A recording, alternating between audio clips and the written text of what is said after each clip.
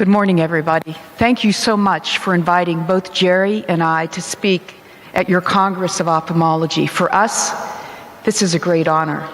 And to President Jose Asilas, thank you for your friendship over many years. We often communicate by email and always make it a point to see each other when we are at various meetings around the world. I'd like to shift gears. Earlier this morning, you heard amazing talks on glaucoma, a condition that can lead to blindness.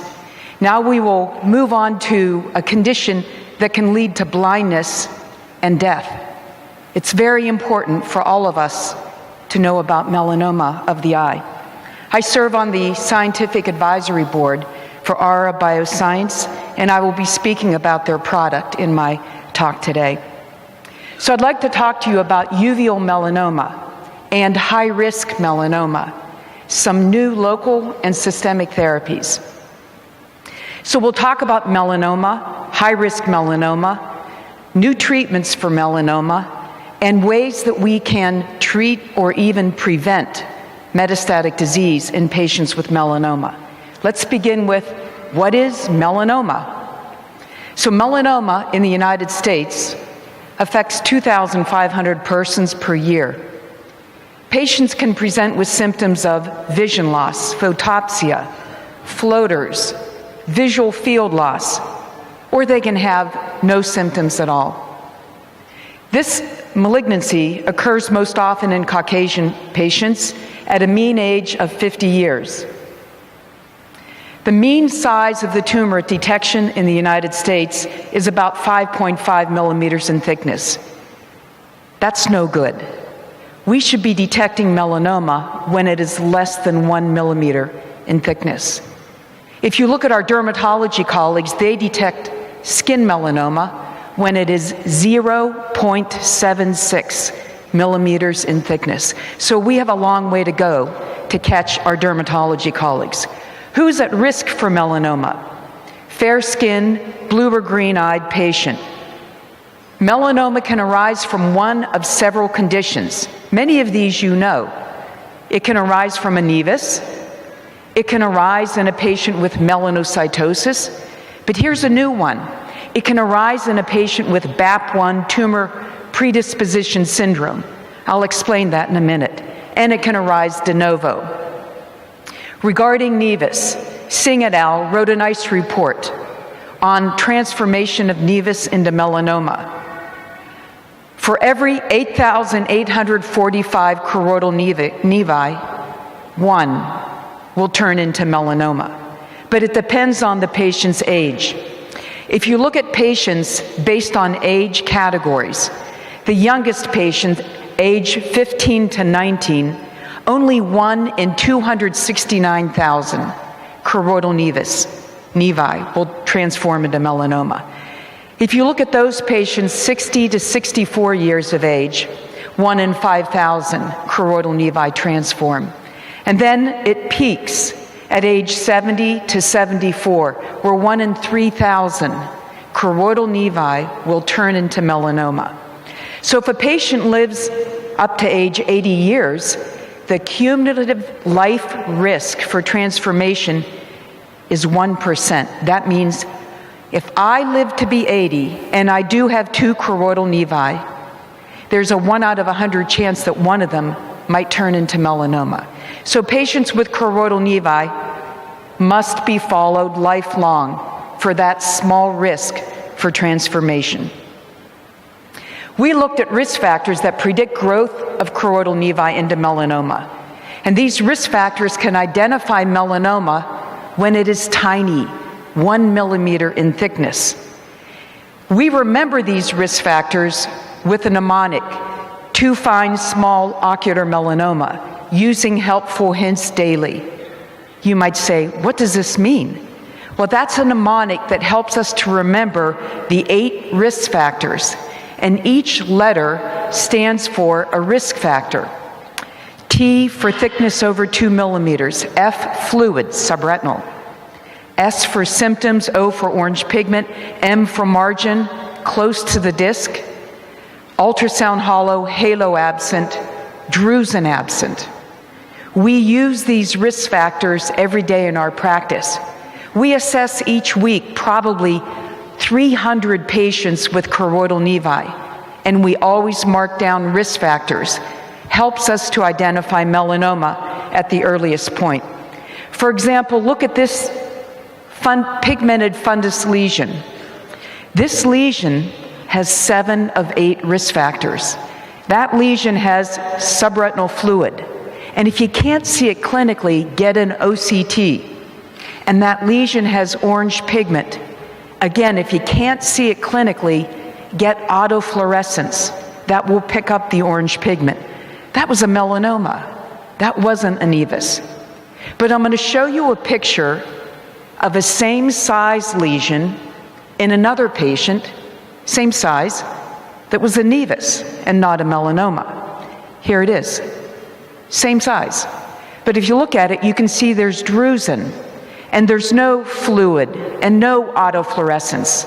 So this is a nevus and not a melanoma. So when we look at small lesions, we have to look at them smartly and differentiate them based on risk factors.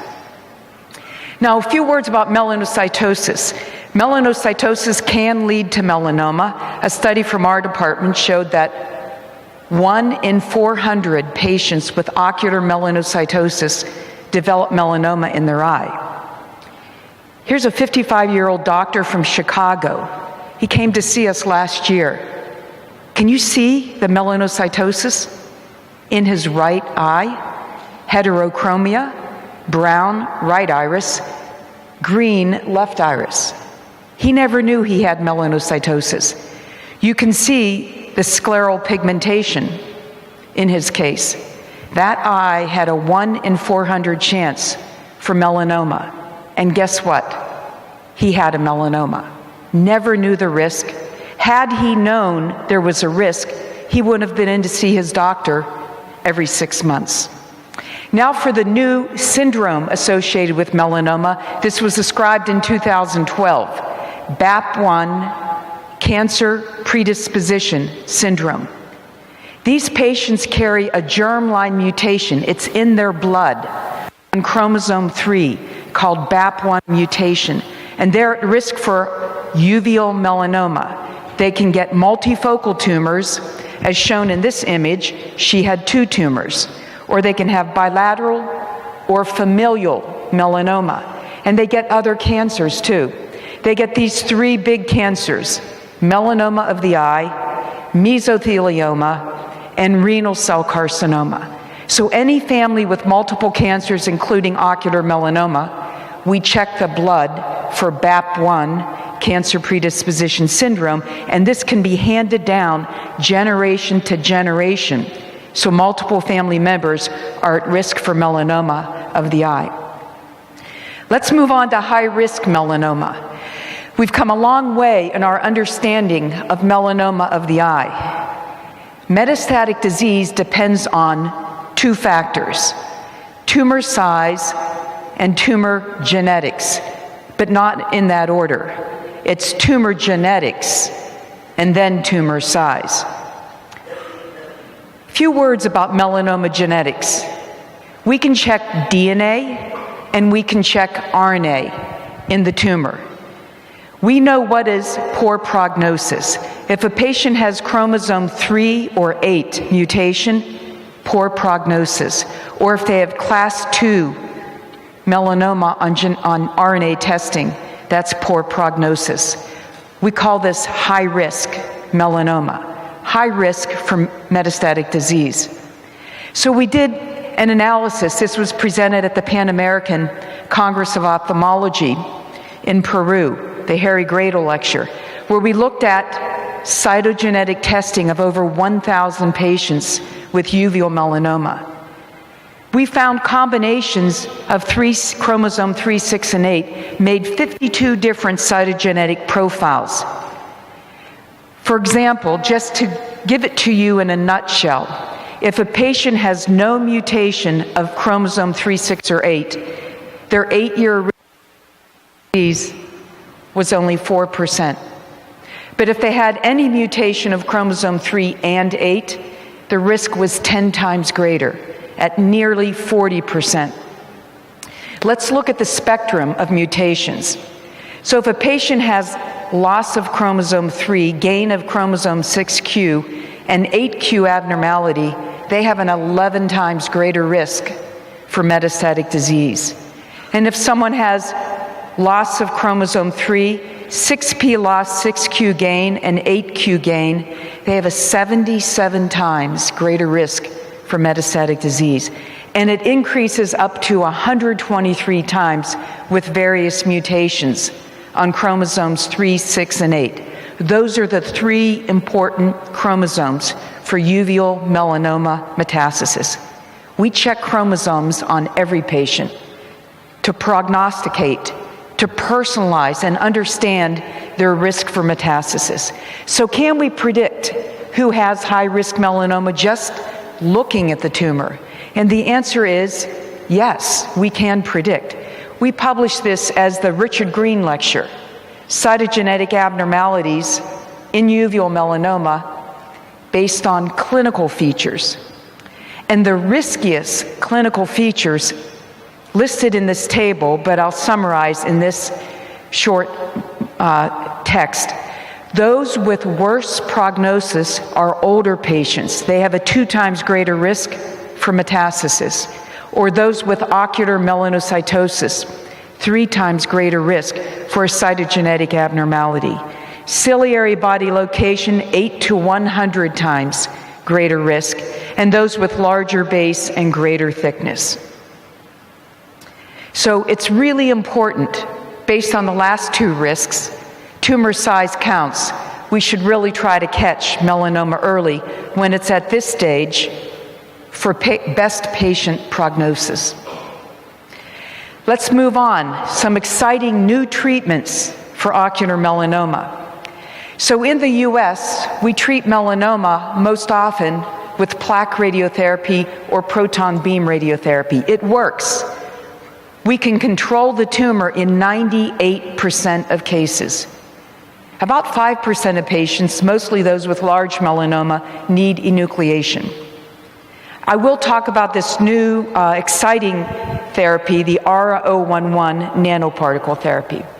So here are some results after plaque radiotherapy. We have a 9 millimeter thick melanoma treated with plaque, beautiful shrinkage down to 2 millimeters, tumor controlled in the eye, but patient at risk for metastasis because the tumor was so large. And there are complications to the eye following radiotherapy, including retinopathy, papillopathy, choroidopathy, cataract glaucoma, and scleral necrosis. So how can we reduce these complications, especially the maculopathy and papillopathy? Well, we've looked at intravitreal Avastin. We give it prophylactically at the time we do the radiation and every 4 months for 2 years. And we found that we can reduce cystoid macular edema and the maculopathy, and we have less vision loss with prophylactic Avastin. We give this to every patient that we irradiate. And the team from Harvard found the same using Lucentis. They found that if you give Lucentis every 2 months for 2 years, the patients who received Lucentis had excellent vision, 20/40 vision or better in 77% of cases, compared to those that had no Lucentis, only 22% had good vision. So Avastin, Lucentis, both work well to protect vision. Now about this new therapy, ARA-011 nanoparticle therapy, it's currently under investigation in the United States, phase 1B study. We've already done 7 sub-studies for safety, and we have found that it's a very safe medication. This is a completely new therapy, never ever been done before in humans.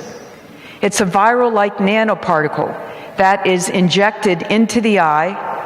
It's attracted to the heparin sulfate that lines the melanoma cells. And it has a chromophore on this nanoparticle. So when we shine laser light into the eye, the chromophore absorbs the laser light and activates the medication that leads to immediate melanoma cell death. It's really exciting. We started using this therapy in March 2017, and stay tuned, we don't have efficacy results yet, but they will come soon. Now, prognosis of melanoma depends on, as I mentioned earlier, tumor size and tumor cytogenetics, but it also depends on age.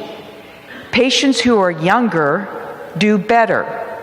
They have a higher incidence of iris melanoma, smaller melanoma, and less metastatic disease.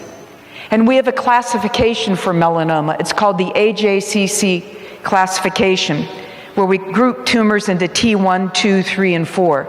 Most tumors are T1 and T2.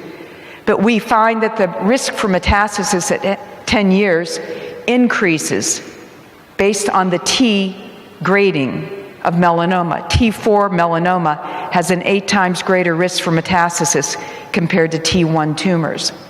And most importantly, tumor size predicts metastatic disease. Every millimeter a melanoma gets thicker in the eye causes a 5% risk for metastatic disease. For example, if a patient comes to you with a 2 millimeter thick melanoma, there's a 10% risk for metastasis at 10 years.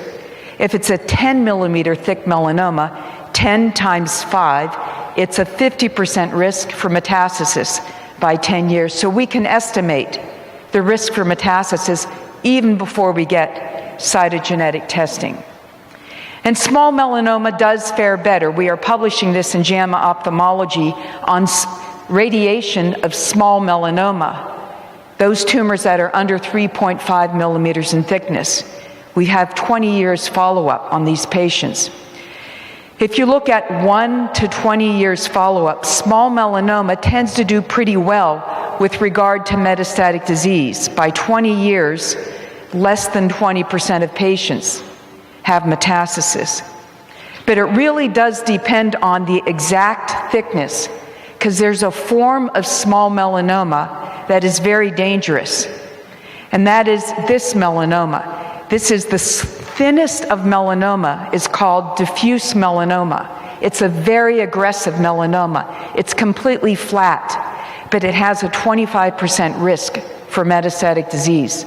So sometimes it's hard to detect this. It is flat melanoma, and it grows horizontally. It's important to understand that, because not all small melanoma is kind to the patient. So every millimeter of increased thickness adds a 2 times greater risk for metastasis by 20 years. So last, let's talk about melanoma prevention and treatment. So if a patient does have high-risk melanoma, do we offer them any systemic therapy? The answer is yes, we do. We offer them systemic protocols to protect them from metastatic disease. There's targeted drugs, there's vascularization blockade, and now immunotherapy. And this is where it's going with skin melanoma and eye melanoma, more and more to immunotherapy. I'll talk about the latter too. For vascularization blockade, we use systemic anti-VEGF, a medication called Sutent. It's a pill they take once a day for 6 months. We published this in Ophthalmology 2017, adjuvant Sutent for high-risk melanoma patients. And we looked at all patients on Sutent, the red line, and those patients on no medication, the blue line. And we found that Sutent had a significant protective effect for metastatic disease. This is the first study ever to find a medication to prevent liver metastasis from uveal melanoma. And this is a very tolerable drug. But it was even more important based on age. So if you look at patients under age 60, young patients with high-risk melanoma, it was highly significant that Sutent protected them from metastatic disease. Patients on Sutent, 85% of them were alive and without metastasis by 6 years, compared to only 40%. It was double the survival. It was not significant in patients over 60 years of age. There was no difference. So it's much more effective in younger patients with double the survival. So all patients who are high-risk uveal melanoma, we suggest they go on trial for Sutent. Others are using vaccine from the Netherlands. They use a dendritic cell vaccine. First, they test the skin to be sure the patients are sensitive to the vaccine, and they have found that those on the vaccine have significantly longer survival when they have high-risk melanoma compared to those who aren't sensitive. And last, I'll talk about treatment of metastatic disease. We have never had any good treatment for uveal melanoma metastasis. In fact, just released yesterday, last night, as I was reading JAMA Ophthalmology, this report came out from Boston. They found in patients with uveal melanoma metastasis, the overall median survival is 4 months. 4 months. And if they're on chemotherapy, they live 6 months. And if they're not on chemotherapy, they live 2 months. Very poor survival. So we're investigating immunotherapy. We've been investigating it now for decades, but we finally have come upon therapies that can benefit patients with metastatic disease. We have checkpoint inhibitors and novel presenting reagents, and we have re-education of the T cells. In my short time, I'll just talk about the first two. How many of you have heard of checkpoint inhibitors? If this was a dermatology conference, everyone's hand would go up, because checkpoint inhibitors are miracle drugs for skin melanoma, not yet for uveal melanoma, but they're coming to have an important role. See, the T cell has two checkpoints, CTLA4 and PD-1, and these checkpoints stop the T cell from fighting disease. But if we give them an inhibitor, if we inhibit these checkpoints, we can allow the T cells to go wild in the body and fight cancer. And we do have a group of checkpoint inhibitors that have been found to be very effective for skin melanoma, but not yet for eye melanoma. We just wrote a review in the journal Retina because there are a lot of ophthalmic side effects from these checkpoint inhibitors. They can cause uveitis, autoimmune uveitis, based on T cell activation. Here's a list of the checkpoint inhibitors. You've heard these drugs: ipilimumab, pembrolizumab. All of these are checkpoint inhibitors, but they cause a high rate of autoimmune side effects. Moving from checkpoint inhibitors to another immunotherapy, ImmTAC. It stands for Immune Modulated T Cells Against Cancer. They're melanoma specific to redirect T cells to fight metastatic melanoma. Basically, we have this presenting system that's infused into the patient. It's attracted to the HLA-A2 receptor of the melanoma, and the CD3 receptor brings in the T cells. It causes the patient's own T cells to fight the melanoma. Here's a lady with melanoma who had liver metastasis after treatment. And if you look at her liver, she had over 30 liver metastases. We treated her with ImmTAC. Her own T cells fought the liver metastasis. She's still alive and healthy 2 years later. Little minor side effect of depigmentation of the skin. We currently have over 35, I think it's up to 45 patients now on ImmTAC, and 75% are alive at 1 year.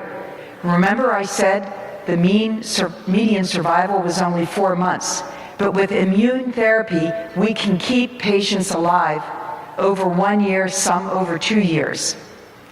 Here's another patient who had liver metastasis from uveal melanoma. He trialed MTAX. It shrunk his liver metastasis, but not completely. We put him back on checkpoint inhibitors, and his liver metastasis completely went away. This is all immune therapy. So we're just learning about this. We have to understand the immune system and its control of cancer. This is very exciting therapy, and I hope to be able to bring you more information in 4 or 5 years, maybe even a cure, using combination immune therapy. So what is the future of uveal melanoma? How about it? Can't we prevent this cancer? Can't we play offense rather than defense?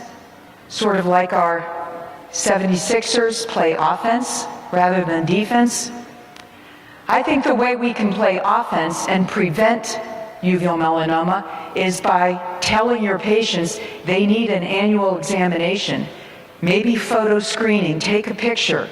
Maybe there's a way they'll be able to self-screen by taking their own fundus picture on a Optos or even with an iPhone. And early treatment, prevention of metastatic disease with new methods of immunotherapy. Thank you.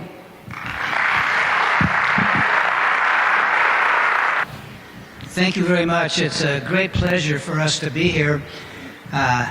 We think the people here are great, the meeting's great, and we're having a wonderful time. And we hope to see you all many times in the future. I've been assigned the subject of retinoblastoma and Coats disease, but first I'd like to acknowledge my colleagues. There's 7 of us doing full-time ocular oncology, 100%.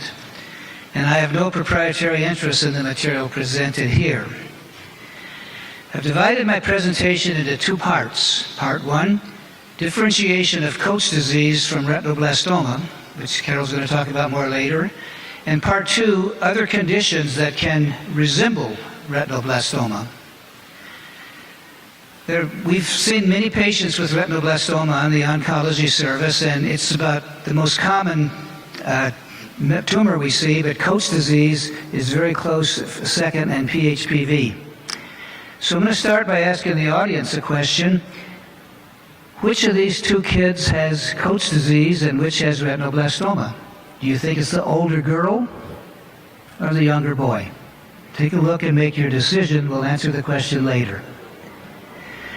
Number 2, which has Coats disease versus retinoblastoma?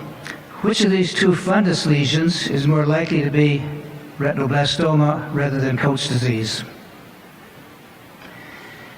So let's show some illustrative cases. One that may be shocking to you, perhaps.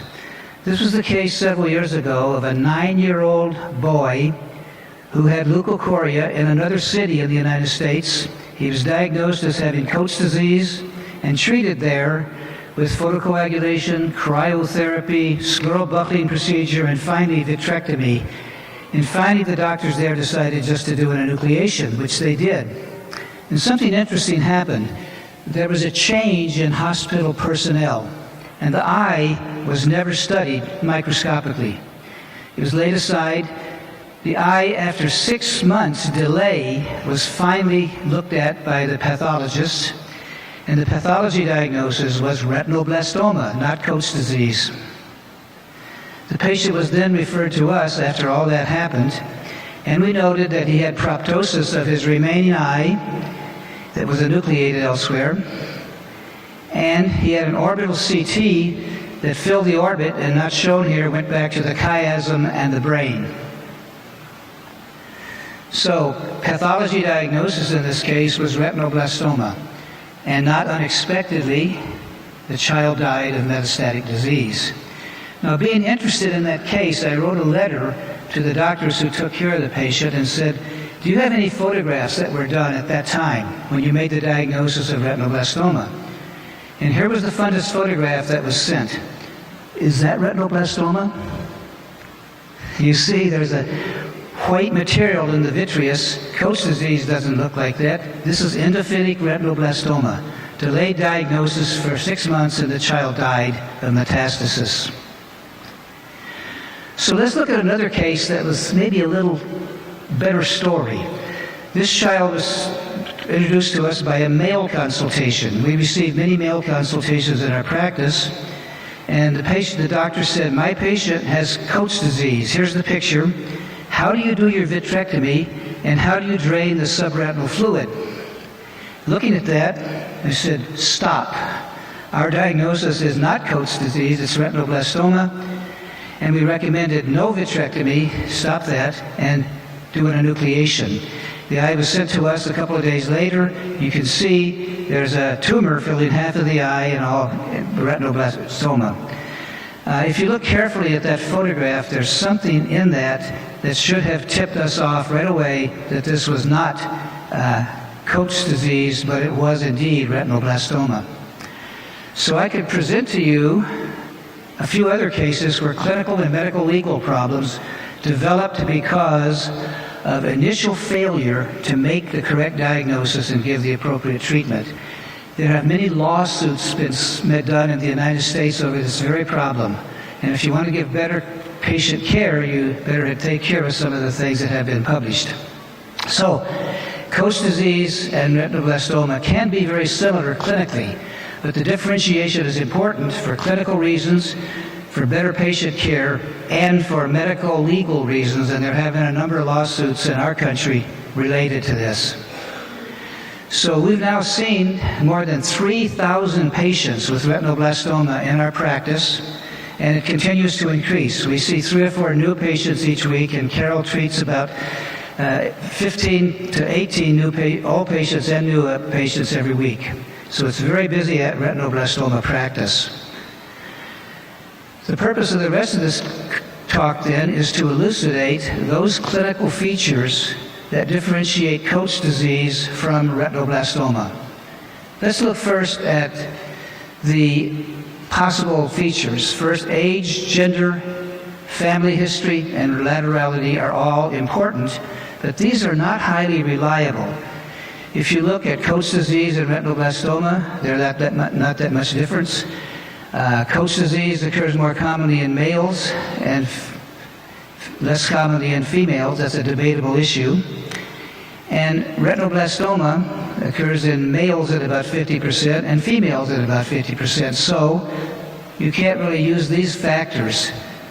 Positive family history, that's not that important either, because Coats disease has a 0% family history, but retinoblastoma still has a 10% family history when they present initially.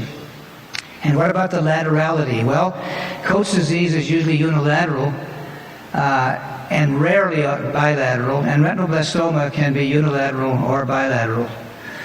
So none of these features are more reliable. You put that in the equation and you say, gosh, that doesn't help us much. So I'd like to show you now those clinical features that are really more reliable in differentiating them. And these include the pupillary reflex, the anterior chamber, clarity of the vitreous, color of the subretinal fluid, caliber of the retinal vessels, and course of the retinal vessels, and the macular appearance. Now, this is important to prevent the problems and have better patient care. The initial thing I showed you was this: which child had Coats disease, which one had retinoblastoma. It's hard to tell here, but the older girl has more of a white pupillary reflex, and the younger boy has a white pupillary reflex.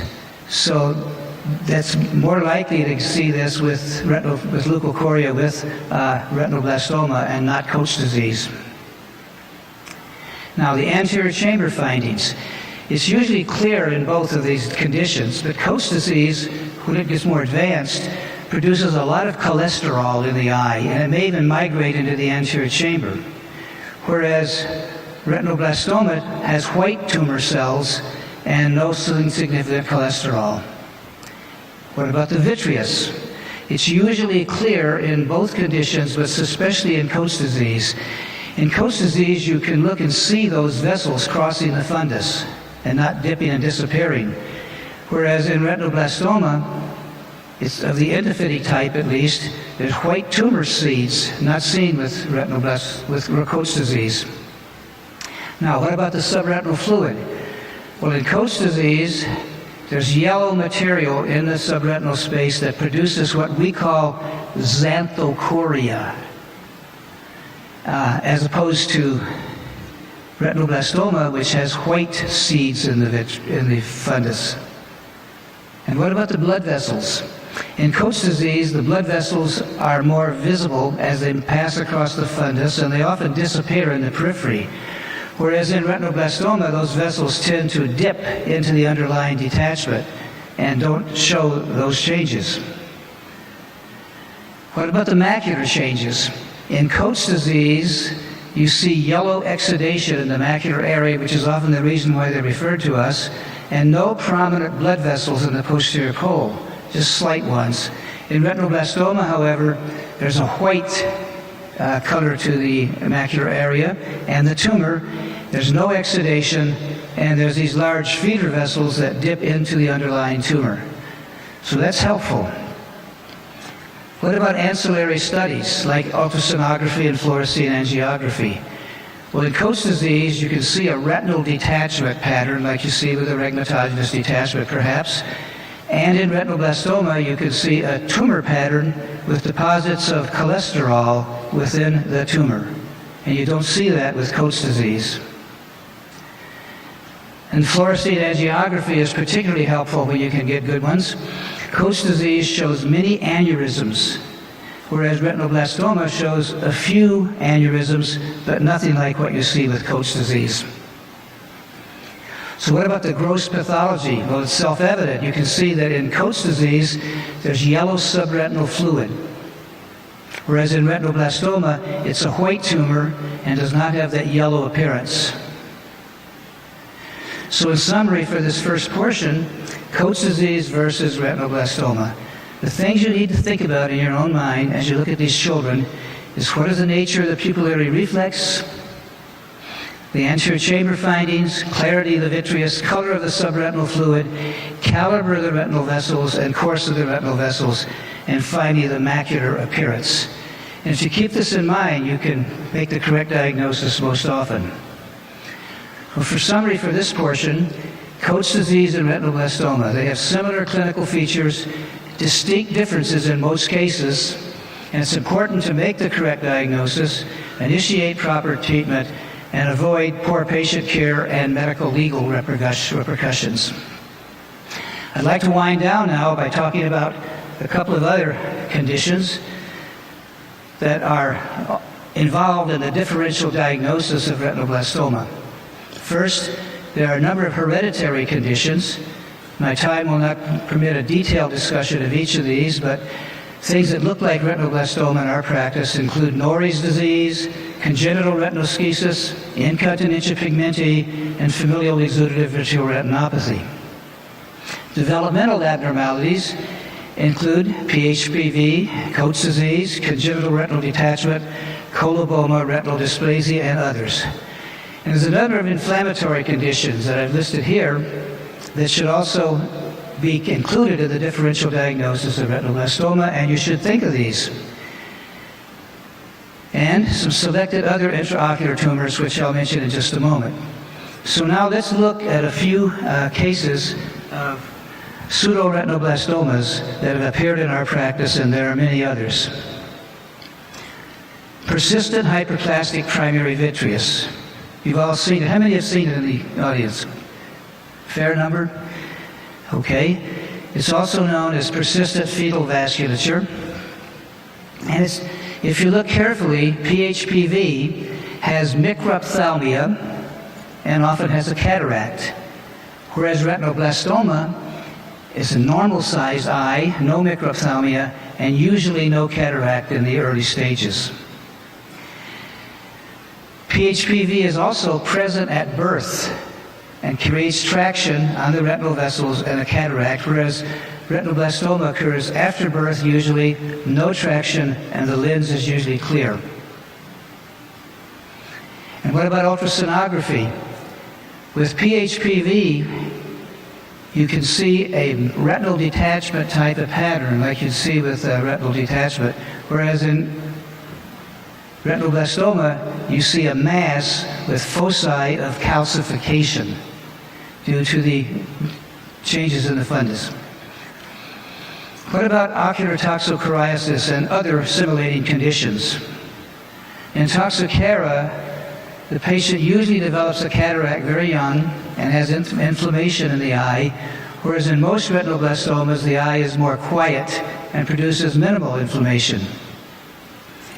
And also, toxocariasis produces traction on the eye, as you see in this marked traction inferiorly, and retinoblastoma does not have that type of finding. Okay, astrocytic hamartoma versus retinoblastoma. Astrocytic hamartomas are interesting because they also have calcification, but they're different. The calcification with astrocytic hamartoma shows this glistening yellow-white appearance, whereas in retinoblastoma, it's a dull, chalky white appearance in most cases. So what is their natural course? Well, here's a patient that we saw from the Middle East that brought an interesting conversation about Coats disease versus tuberous sclerosis. The kid had definite tuberous sclerosis, and he was sent for that, but he also had these echoes that are absolutely characteristic of retinoblastoma. So how could that be? They're two different diseases. Well, we nucleated the eye because it had a total detachment, and this indeed proved to be tuberous sclerosis. So why was retinoblastoma so considered here? Because of the calcification. Tuberous sclerosis produces these calcospheres that cause changes exactly like what you see with retinoblastoma. So this was a giant cell astrocytic tumor of the retina with neovascular glaucoma, tuberous sclerosis complex, identical to the subependymal astrocytoma of tuberous sclerosis, and retinoblastoma was suspected. Now you're saying he's showing us a rare case. We're never going to see one like that. Possibly not. But if we look at these two conditions, pathology of these 4 cases that we now have produced a retinal mass with a retinal detachment. And you can see the first 3 there just had the retinal detachment and came to a normal enucleation. Look at the one on the bottom, though. You can see the tumor has replaced all of the retina. It's filled the whole anterior segment of the eye, and it's breaking through the cornea into the anterior chamber. This is wild behavior for aggressive retinal astrocytomas, and we reported these cases because no one realized that astrocytic hamartomas could be that aggressive, but they're not sometimes. So not all astrocytic hamartomas and tuberous sclerosis are stable. Some of them are aggressive, and they may require enucleation, as in these cases. So don't think you've got retinoblastoma if you just see some calcium on ultrasound. Another tumor that's in the differential diagnosis is medulloepithelioma, sometimes referred to as dictyoma. A medulloepithelioma occurs in the ciliary body, not the retina.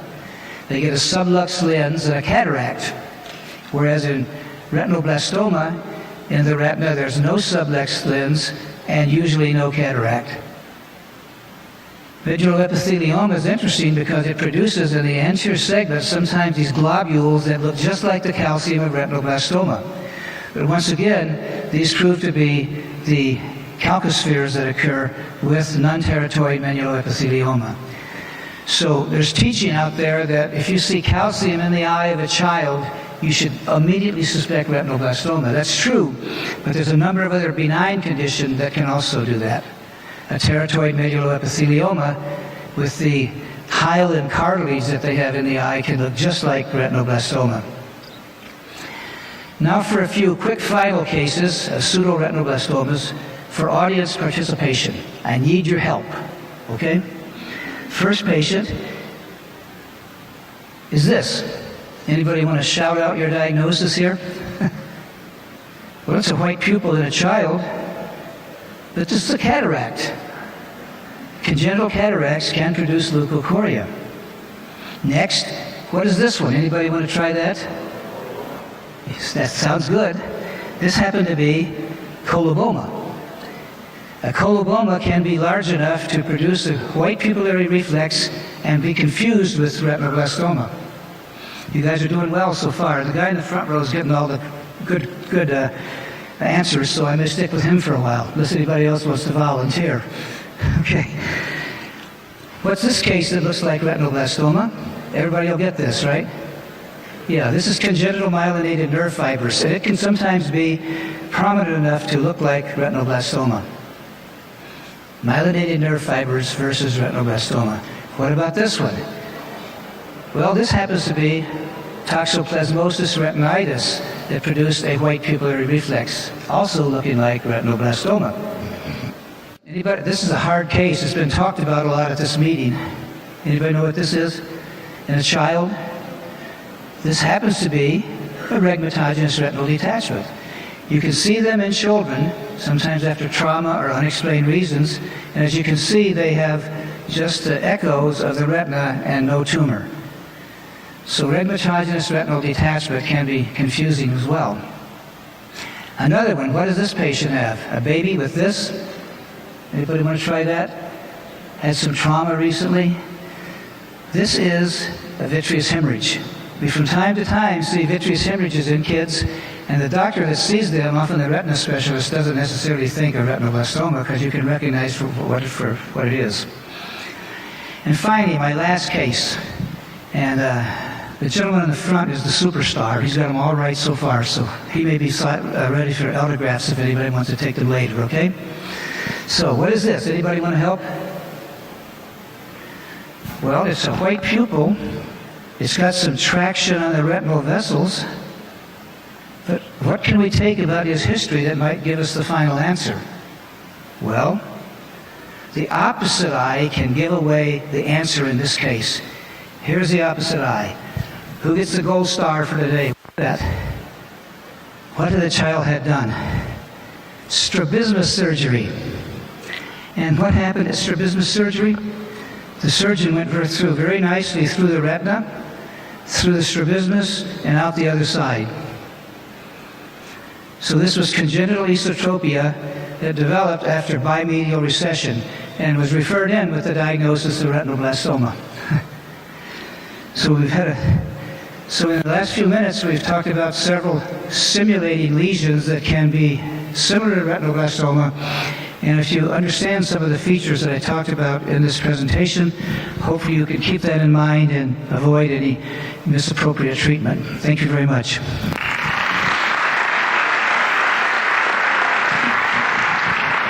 Thank you. So Jerry got you warmed up, shown you all the pseudo-retinoblastomas. Now I'd like to talk to you a little bit about retinoblastoma. What is it and how do we manage it? I have no financial interests or disclosures.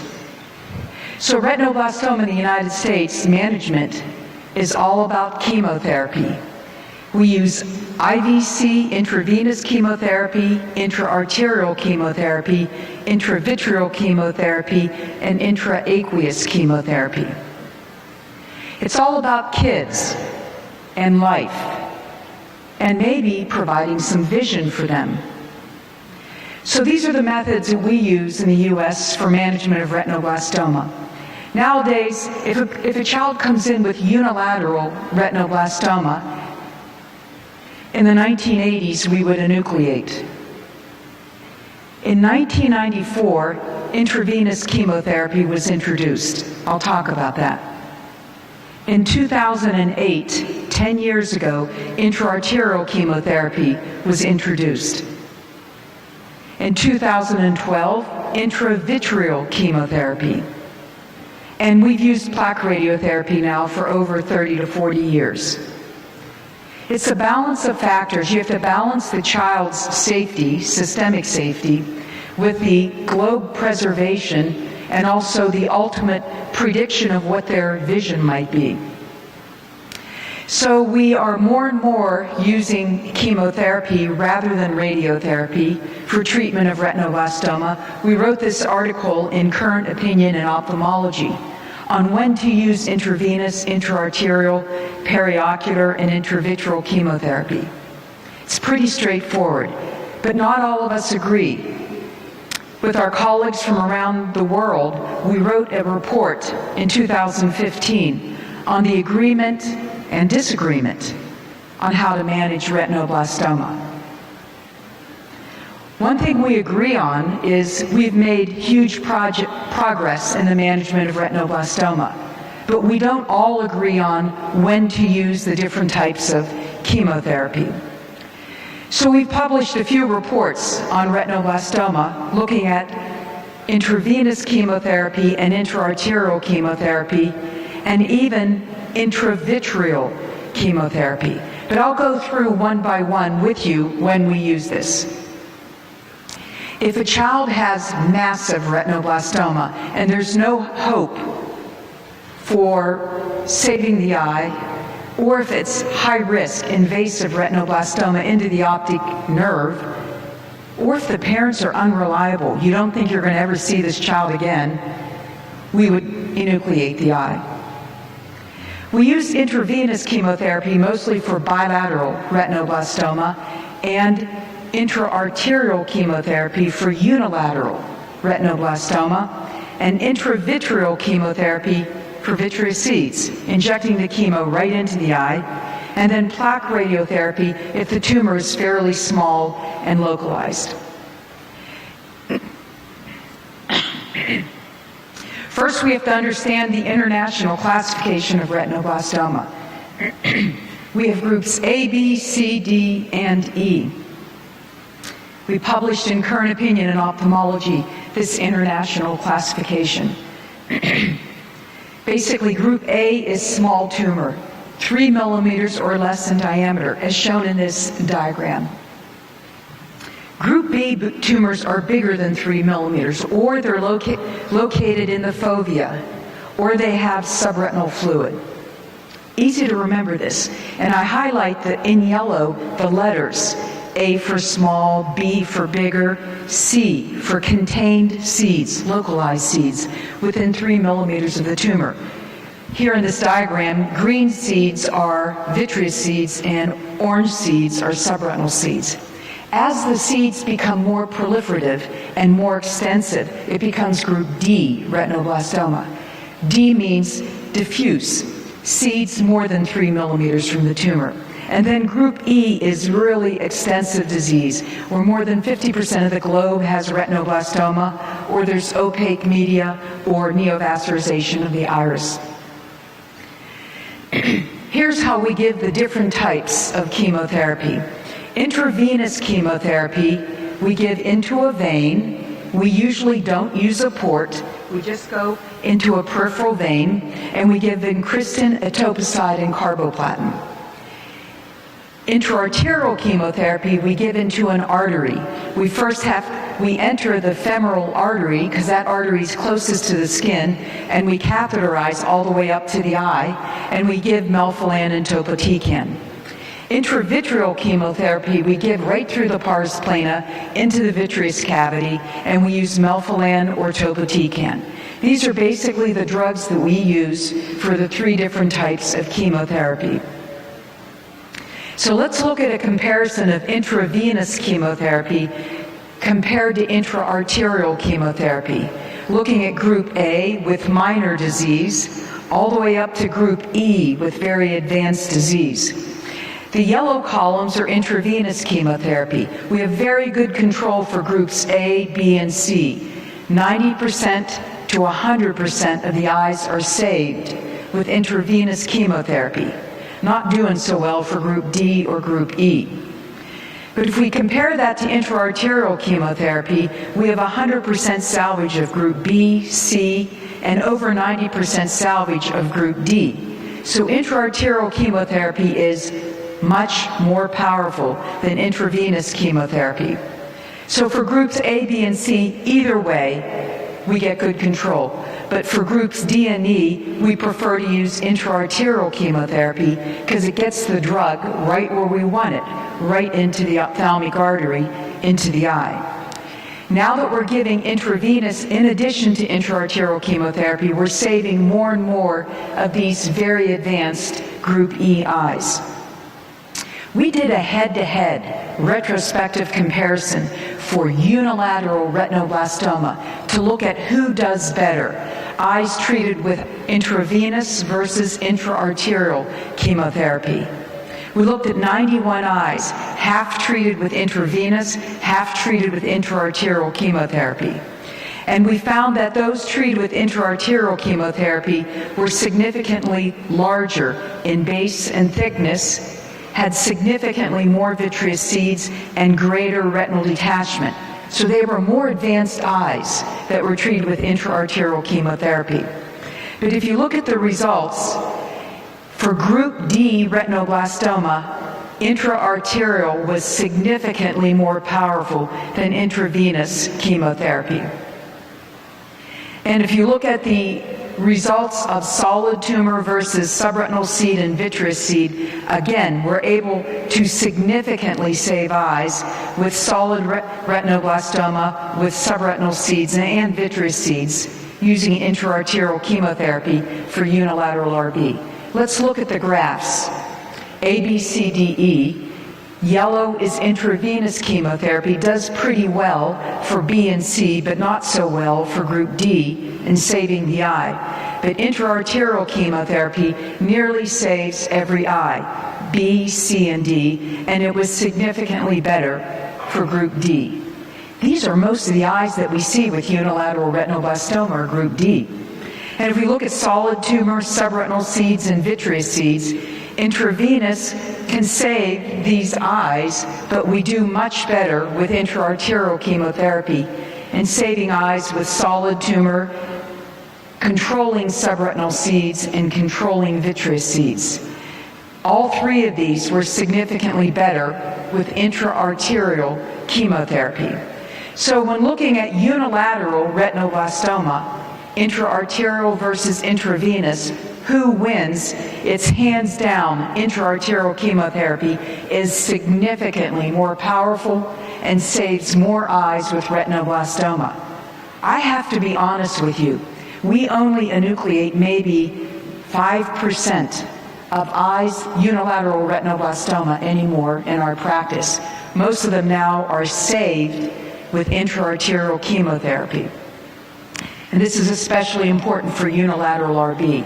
Why is this important? Because unilateral retinoblastoma most often presents advanced with group D or E in 75% of cases. So IAC can be risky, and it needs to be done at a center where there's a good neuroradiologist or neurosurgeon who does IAC. For bilateral retinoblastoma, we tend to use intravenous chemotherapy because it delivers the chemo to both eyes at the same time. IAC can be risky. It can cause ischemia to the eye, and I'll go through that in a minute. So let's just look at some examples of kids that were sent to us and how we chose to manage them. This is a child we saw. This child came from the Midwest in the United States, had exophytic group D retinoblastoma. We saw some subretinal fluid here. Here's the optic nerve. Watch what happens. We chose intraarterial chemotherapy. That tumor shrunk down to a 5-millimeter calcified scar, no subretinal fluid, nerve is visible, and that child only required 2 doses of melphalan intraarterial. This is where retinoblastoma is now in the U.S. We use intraarterial for unilateral disease. On the other hand, this child came from Alabama to see us, had bilateral retinoblastoma. We treated this child with intravenous chemotherapy. There's a real art to retinoblastoma management. We always start off with large drawing of both eyes, showing the tumors, showing the fluid. Here are the fundus photos showing the tumors and the fluid on the first date that we saw the child. And we gave intravenous chemotherapy for both eyes. The tumor shrunk nicely. We have to consolidate each tumor with thermotherapy. And after 6 cycles, we looked and we saw recurrence in the left eye. Now I'm going to show you the left eye close up. This is the art of retinoblastoma management. In this picture, there is a recurrence. Look around and see if you can see the recurrence. This is what I do every day in our practice, looking for tiny recurrences. Right there. The recurrences are non-calcified, greasy subretinal seeds, most often. And so that we had to treat with thermotherapy, turning it to a white scar. This young boy had both eyes saved and actually had fair visual acuity. Here's another child who came in with really obvious leukocoria. But when we looked at the eye, we said, this tumor looks like it's mostly nasal. And we got an ultrasound and it showed it was mostly nasal. It was group D. We said, let's try intraarterial chemotherapy. Because if it's nasal, he might have a macula when we're done. There's the picture. The whole eye was filled with retinoblastoma, but we could see up in this corner a little normal retina. So we gave intraarterial melphalan. The tumor shrunk down. We have an optic nerve. We have a macula in this kid that was just minutes from enucleation. Of course we didn't enucleate him. The chemotherapy shrunk the tumor. He got a total of 3 doses of intraarterial melphalan, and we had to inject the eye because there were persistent vitreous seeds. He got 6 doses of injection into the eye. His macula was intact, and he read 20/40 vision. And here's his fovea. Another child came in with bilateral, back to bilateral retinoblastoma. Again, we give intravenous chemotherapy for bilateral because it treats the eyes, the brain, and it prevents metastatic disease. This child had bilateral RB, total retinal detachment, both eyes, and after intravenous chemotherapy, both eyes, the tumor shrunk down. This girl is now 20 years old. She has 20/30 vision in her right eye and 20/70 vision in her left eye with no metastatic disease. Back in the day, in the 80s, when I started in this career of retinoblastoma management, she would have probably had one eye enucleated, the other eye irradiated, and poor vision. Nowadays, half the kids have good vision, 20/40 or better. Now, we still enucleate. Eyes like this with vitreous hemorrhage, really massive disease where you really can't see any bit of normal retina, we would recommend enucleation. That eye was simply filled with tumor, and that's a tragic disease. If you make an error and you attempt chemotherapy and this tumor gets into the choroid or into the optic nerve, the kid could be at risk for metastatic disease. So we tend to enucleate these really advanced eyes. So let's think of some special considerations with intraarterial chemotherapy. Let's start with minimal exposure. Here's some cases, 2 cases, where we only had to use 2 doses. The second dose, done.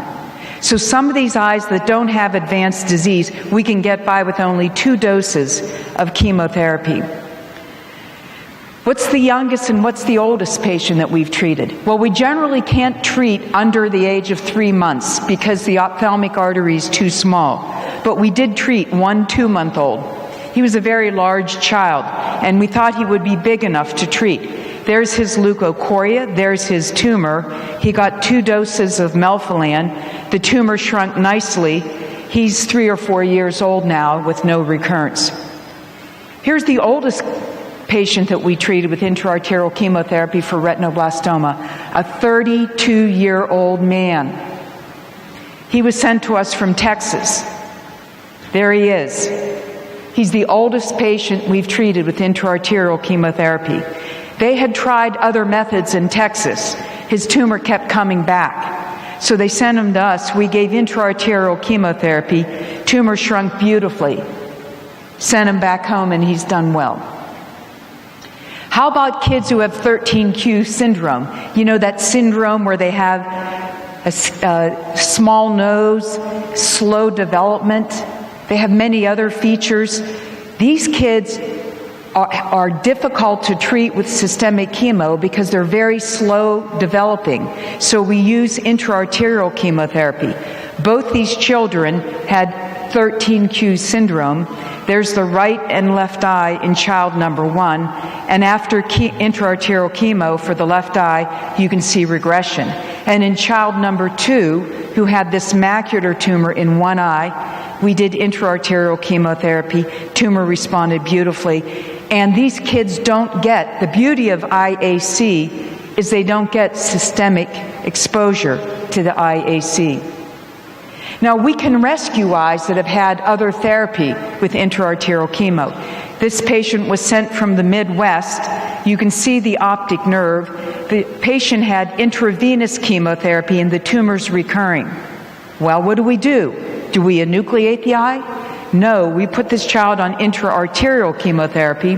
You can see the ultrasound shows the nodule at the optic disc. After a few doses, the tumor's gone, and the ultrasound shows the tumor completely flat. It's very good for controlling recurrence after intravenous chemotherapy. Fluorescein showed good perfusion of the fundus. Another case showing recurrence here after intravenous chemotherapy that we treated with intraarterial chemotherapy, and the recurrence completely resolves. So intraarterial chemotherapy can basically rescue any eye with recurrence after other treatments. Here's another patient sent from Duke in North Carolina up to our clinic in Philadelphia. Patient had recurrence in 2 sites in the left eye, right there and right there. So we treated with intraarterial chemotherapy. Both sites cleaned up nicely. This child is about 6 years out with bilateral retinoblastoma and doing well. We even can rescue if a patient fails intraarterial, we can rescue with intraarterial chemotherapy. We published this in the French Journal of Ophthalmology. We're able to save 67% of these eyes. Here's one such case. This patient was treated with intraarterial. The tumor responded. A few months later, these greasy subretinal seeds are returning. We go back on intraarterial, and we clean up the subretinal seeds, leaving the patient with her natural eye. Here's a child who had massive subretinal seeds recurrence after intraarterial chemotherapy, and watch what happened. We gave a higher dose, and we used multiple drugs in our rescue, and the tumors responded beautifully, allowing the child to maintain their eye. We also, even in children who have retinal detachment, can respond to intraarterial chemotherapy. If they have a partial retinal detachment, every case reattaches.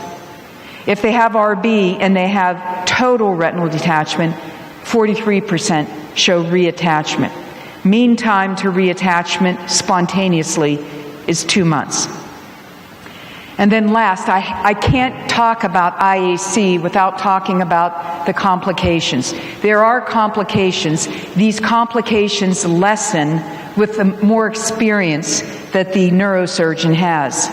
There are serious side effects of intraarterial chemotherapy: choroidal vascular atrophy, retinal arterial occlusion, ophthalmic artery occlusion, optic nerve edema, and retinal detachment. With experience, this can decrease to less than 1 or 2%. We don't see this very much anymore, but in our first 20 cases of intraarterial chemotherapy, we had a number of these vascular events. We have never seen stroke or metastasis or death in anyone that we've treated with intraarterial chemotherapy, but there have been reports of this, because as we catheterize into the brain, we always worry about a stroke in the child. Here's an example of choroidal vascular ischemia.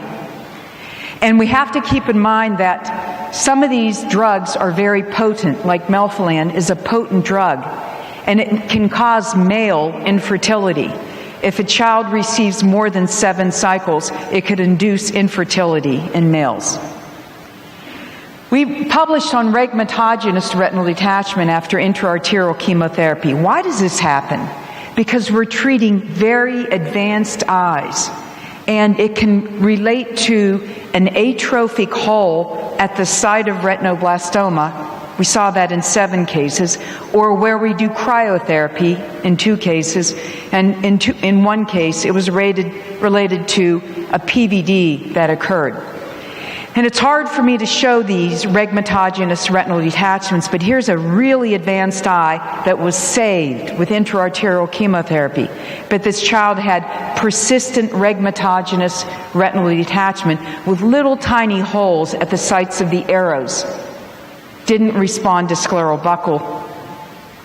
Here's another example of large, extensive retinoblastoma where the eye was saved.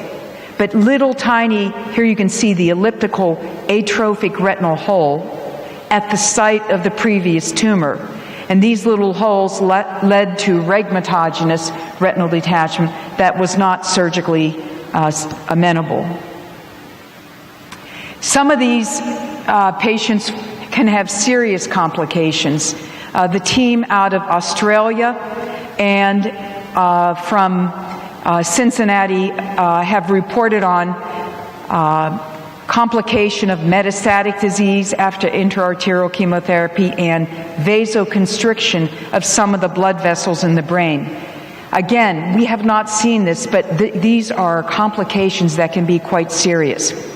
The team from San Francisco reported 1 case where they saw little tiny microinfarctions in the brain of a child. So these complications need to be realized. IAC should be performed at an experienced center to avoid these major risks in children. Now I'm going to spend just a minute talking about intravitreous chemotherapy. We use this to treat vitreous seeds from retinoblastoma. It's straightforward. We take melphalan, 20 micrograms, a tiny dose. We inject it through the pars plana, and then we apply cryotherapy as we're removing the needle so that we don't pull out retinoblastoma. And then we jiggle the eye to disperse the chemotherapy in the eye. It's powerful. Here's a child who came from the Middle East who had extensive vitreous seeds, 2011. She was treated with chemotherapy, but the vitreous seeds persisted. We injected intravitreous melphalan, and they all cleared up.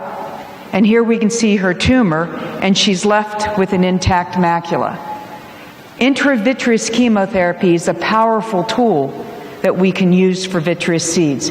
And sometimes if the vitreous seeds are localized, we do what we call precision. We go in, and with our indirect, we will place the chemo right on the localized vitreous seeds. For example, we go right with the needle, right to the vitreous seed, and we squirt out the chemotherapy right on the vitreous seed. Here's one example. This patient had 1 vitreous seed. So in order to reduce toxicity, we went in with our needle and placed the chemo right on this vitreous seed, right there. And you can see in the picture below, the vitreous seed has resolved, and on the RetCam image, it's gone. In another case, here's the recurrent vitreous seed. You can see in this example on OCT, we placed our chemo right there, and on follow-up, the seed has resolved, and the OCT shows disappearance of the vitreous seed. If there is tumor recurrence in the aqueous, yes, we can inject the aqueous, but we use a super low dose, only 7 micrograms. That's a tiny dose of melphalan that we inject into the aqueous. Here's one published report showing anterior chamber retinoblastoma seeds before and after injection of the aqueous. And last, plaque radiotherapy. Well, if it's a localized disease, as in this young boy who had multiple seeds coming back in the front of the eye, you can see the seeds here. These seeds were, we thought, too extensive for injection of chemotherapy, so we treated them with plaque radiotherapy, and they responded. Lastly, enucleation. I mentioned about 5% of eyes, especially those that are unilateral, are treated with enucleation. We generally place a hydroxyapatite implant that has a polymer coating. We attach the 4 rectus muscles, and patients look quite good. Can you guess which eye was enucleated? The left eye. And if I do a 3D CT, you can see the implant here in the left eye in that young child. I'll finish with some practical points on retinoblastoma. Who gets genetic testing? In our hands, all children with retinoblastoma get genetic testing. We do it early. If the tumor is positive for RB1 and the blood is positive, then the child has germline mutation. If the tumor is positive and the blood is negative, then they have somatic mutation.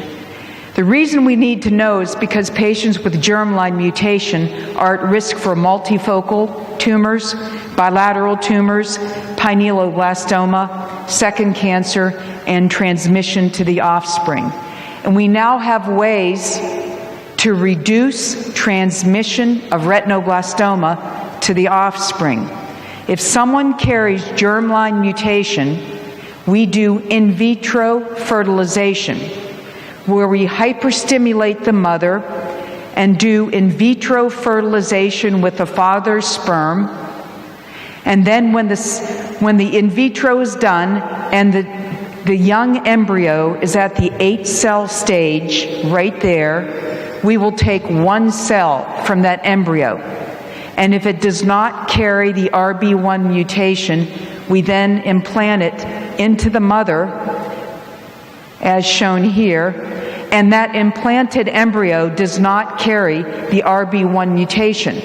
So future progeny in that family do not have to have retinoblastoma. We call this pre-implantation genetic diagnosis, engineering the RB1 mutation out of the family genome.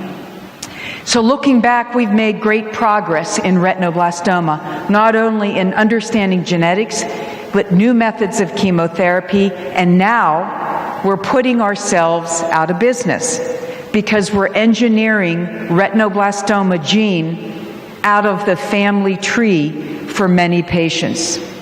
Thank you.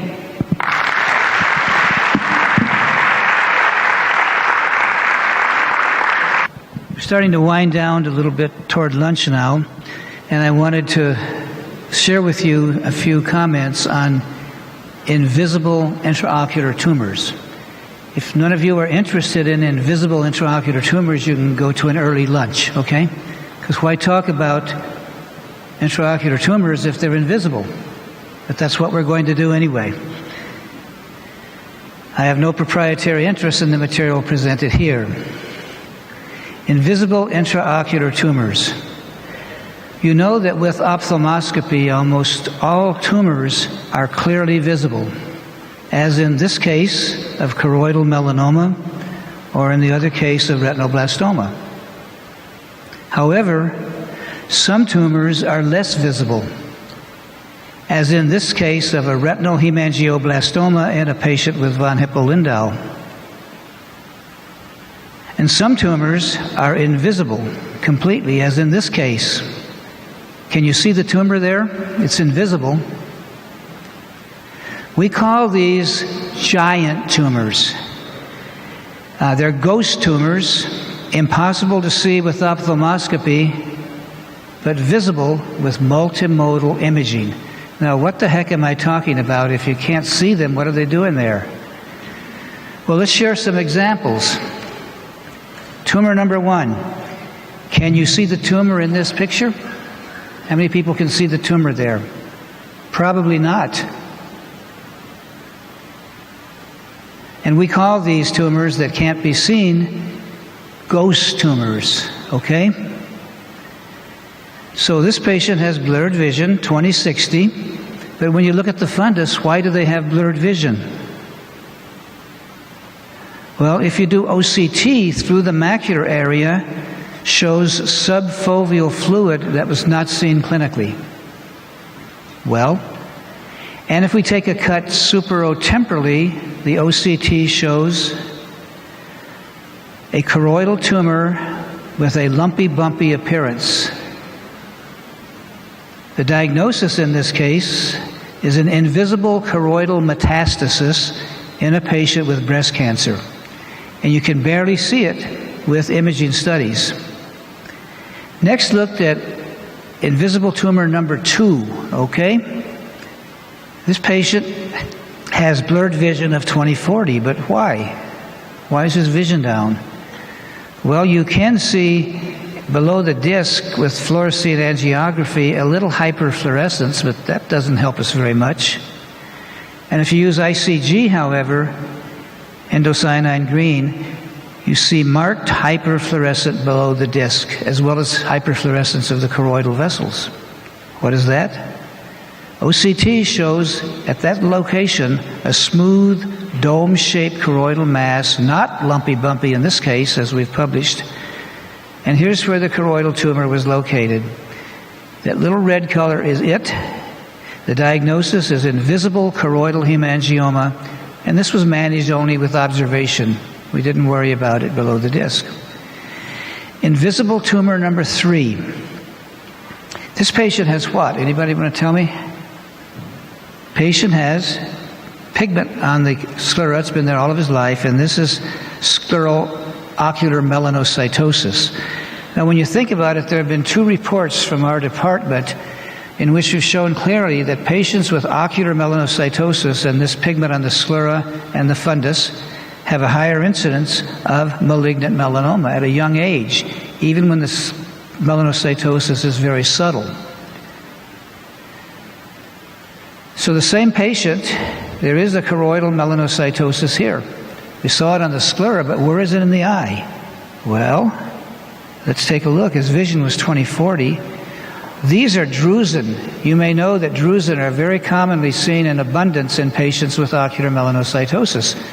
That's not the tumor. There is melanocytosis in the fundus, but that's not the tumor.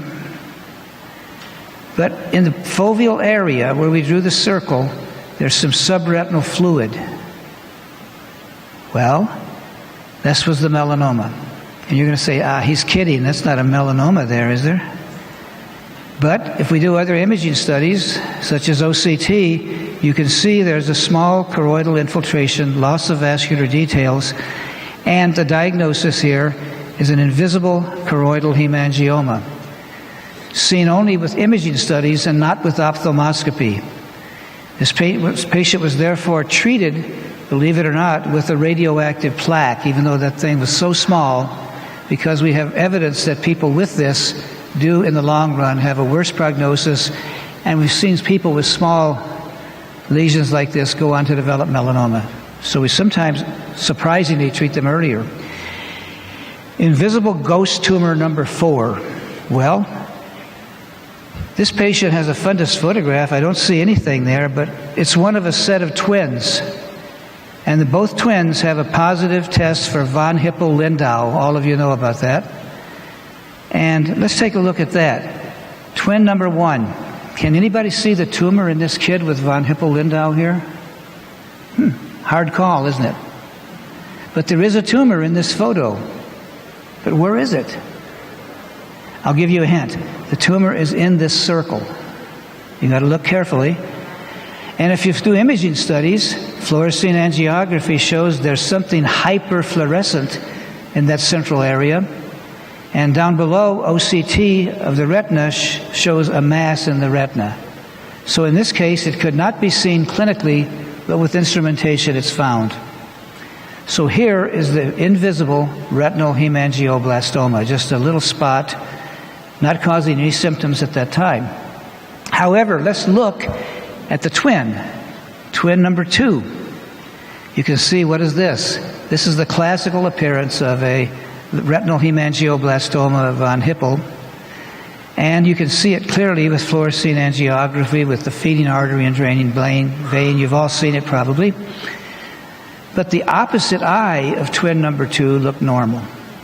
Fundus photograph, does it look normal to everybody? Sure does.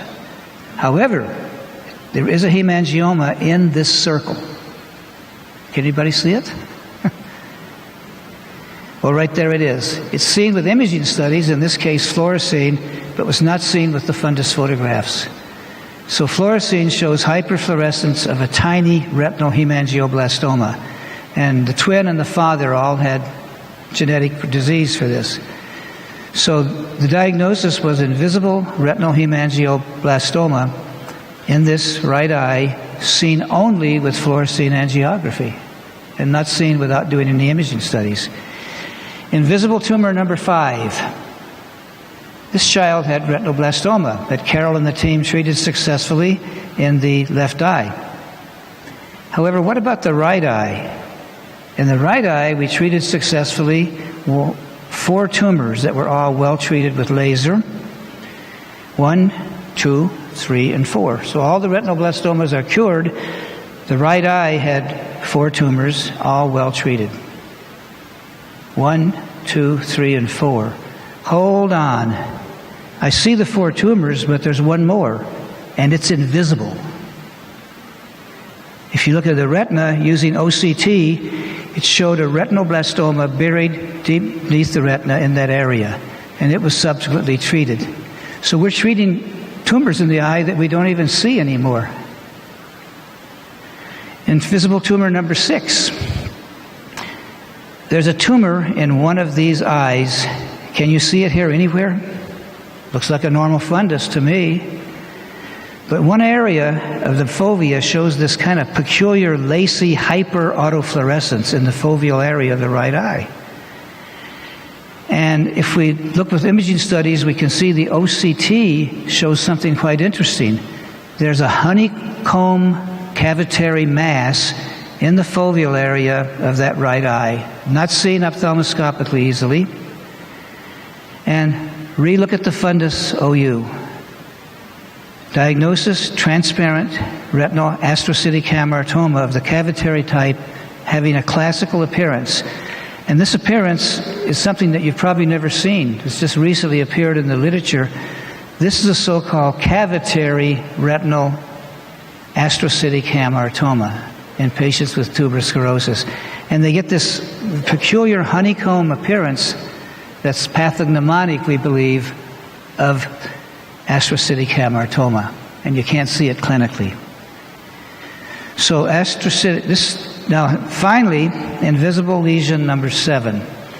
Now this is for the cataract people in the audience.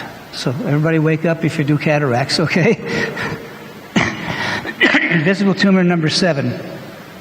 This patient is 75 years old, has transient blurred vision, and recurrent hyphemas. Anybody in retina seen this? A few people? What could it be? Well, you can do imaging studies like we've done in the prior cases. You don't see the lesion anywhere, do you?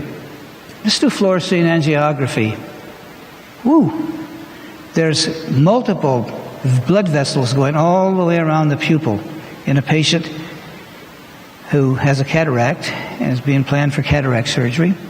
What is this? Anybody want to try? This is an iris microhemangiomatosis causing intermittent transient hyphemas. And people that do cataracts, how many have seen it? About 10 people in the audience, maybe. It's commonly seen, not commonly seen, but rarely seen in patients with cataract, and they can't figure out why they're getting this hemorrhage in the iris. And we prove it with this technique of multimodal imaging. So invisible intraocular tumors. We have seen them now in a long list of things, including choroidal metastasis, hemangioma, melanoma, retinoblastoma, retinal astrocytic hemangioma, and iris microhemangiomatosis. So, ladies and gentlemen, be on the lookout for these invisible ghost tumors.